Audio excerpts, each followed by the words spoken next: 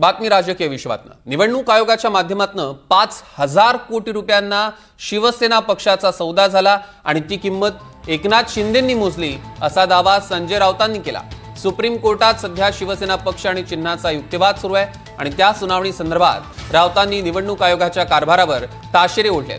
संजय राऊतांच्या या वक्तव्याचा नवनाथ बन यांनी समाचार घेतलाय, बघूया।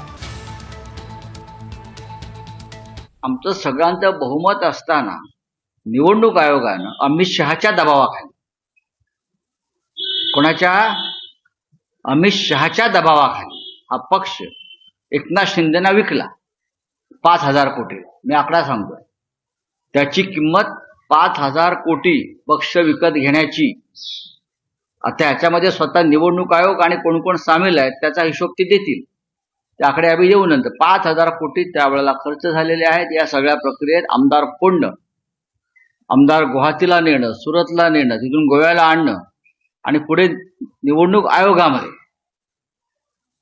हे सगळं सेटिंग आणि बिटिंग करणं, ह्याच्यामध्ये 5,000 कोटी रुपये हे जनतेचे पैसे खर्च झाले आणि हा पक्ष अमित शहांच्या शेअर मार्केटमधून विकला गेला आणि निवडणूक आयोगानं त्याच्यामध्ये दलालाची भूमिका बजावली। निवडणूक आयोग हा एजंट आहे या पक्ष विकण्यामध्ये आणि आता परत निवडणूक आयोगाने असे 4 पक्ष विकलेले।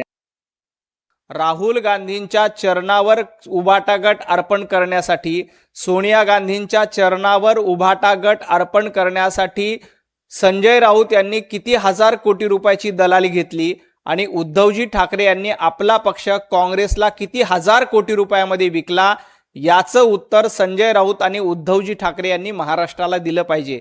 संजय राऊत 5,000 कोटीचा आकडा सांगतायत, परंतु माझी माहिती अशी आहे की कोविडच्या काळामध्ये भ्रष्टाचार करून यांनी जवळपास रोज 100 कोटी वसुली, या हिशोबाने 90,000 कोटी रुपये कमवले होते।